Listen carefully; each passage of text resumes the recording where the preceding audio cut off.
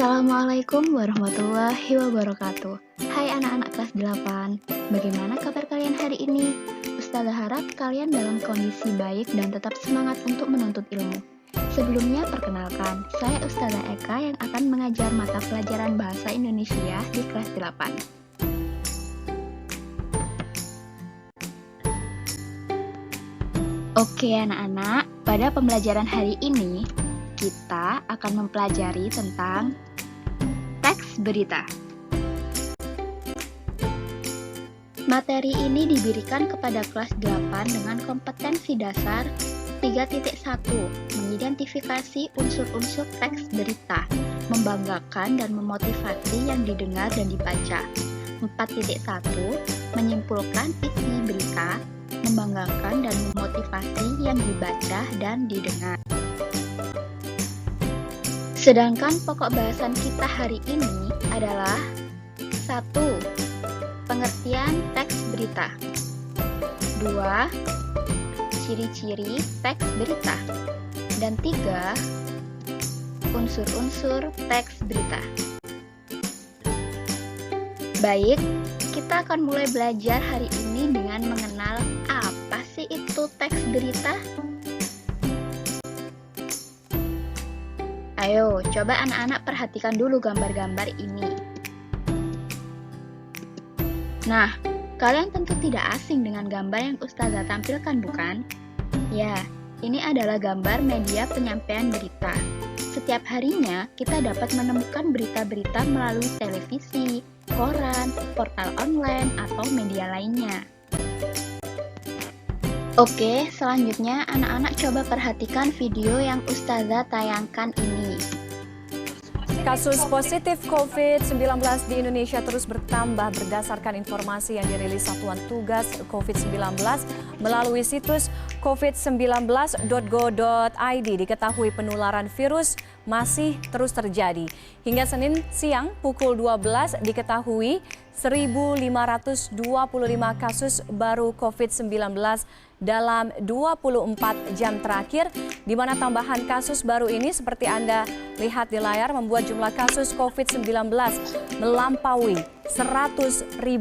Total sampai dengan hari ini Senin 27 Juli 2020 tercatat 100.303 kasus COVID-19 di Indonesia terhitung sejak diumumkannya pasien pertama pada tanggal 2 Maret 2020 lalu. Sementara untuk pasien sembuh juga ada penambahan kasus yaitu sebanyak 1.518 pasien sehingga total 58.173 pasien yang dinyatakan sembuh dari COVID-19.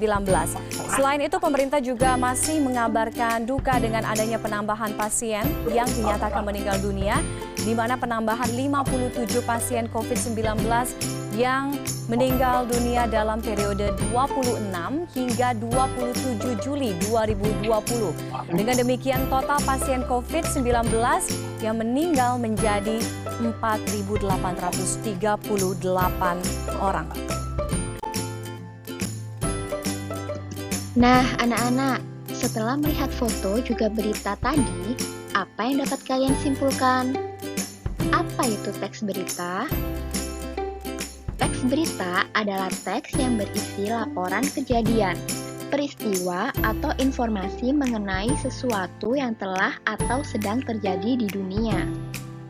Penyampaian teks berita ini dapat dilakukan melalui berbagai media seperti televisi, radio, internet, situs web, ataupun media lainnya. Selanjutnya, untuk mengenali teks tersebut merupakan sebuah teks berita, maka kita harus mengetahui ciri-ciri dari teks berita. Karena ciri-ciri ini selalu dilibatkan dalam pembuatan teks berita.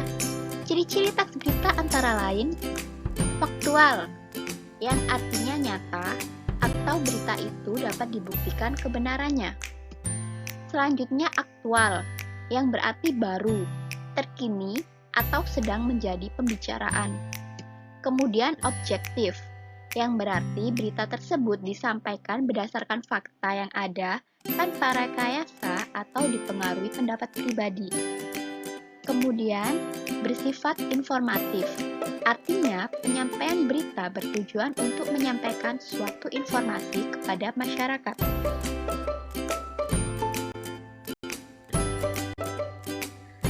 Nah, anak-anak, kualitas berita yang baik haruslah memenuhi unsur-unsur beritanya, yaitu 5W1H atau yang dalam bahasa Indonesia dikenal dengan Adik Simba. Unsur-unsur berita ini terdiri dari what, apa, where, di mana, when, kapan, who, siapa, why, mengapa, how, bagaimana. Lalu, apa yang dimaksud 5W1H atau Adik Simba ini? Mari kita bahas bersama-sama ya. Yang pertama, suatu berita dikatakan baik jika mengandung unsur what atau apa, yaitu berisi pernyataan yang dapat menjawab pertanyaan apa. Kedua, mengandung unsur where atau di mana, yaitu berisi deskripsi lengkap tentang tempat kejadian. Ketiga, mengandung unsur when atau kapan, yaitu menyebutkan waktu kejadian peristiwa. Selanjutnya juga mengandung unsur who atau siapa, yaitu disertai keterangan tentang orang-orang yang terlibat dalam peristiwa tersebut. Yang kelima, harus mengandung unsur why atau mengapa, yaitu disertai alasan atau latar belakang terjadinya peristiwa. Keenam, mengandung unsur how atau bagaimana, yaitu dapat dijelaskan proses kejadian suatu peristiwa dan akibat yang ditimbulkan. Nah, anak-anak, setelah mengikuti video pembelajaran tadi, apa kalian sudah paham tentang teks berita? Tentu dong, hari ini kan kita sudah mempelajari pengertian teks berita, ciri-ciri teks berita, dan unsur-unsur teks berita. Ustazah harap selain mengikuti video pembelajaran ini, kalian juga memiliki catatan sendiri ya di rumah. Oke, selanjutnya untuk semakin mengasah pemahaman kalian, bacalah teks berita ini dan kerjakan tugas yang ada di akhir video ya. Nah, anak-anak kelas 8, ini tugas kalian di rumah ya. Tugas ini Ustazah tunggu hingga pukul 16.00 atau jam 4 sore. Untuk pengumpulannya bisa dikirim langsung melalui WA ke Ustazah. Selamat mengerjakan semuanya.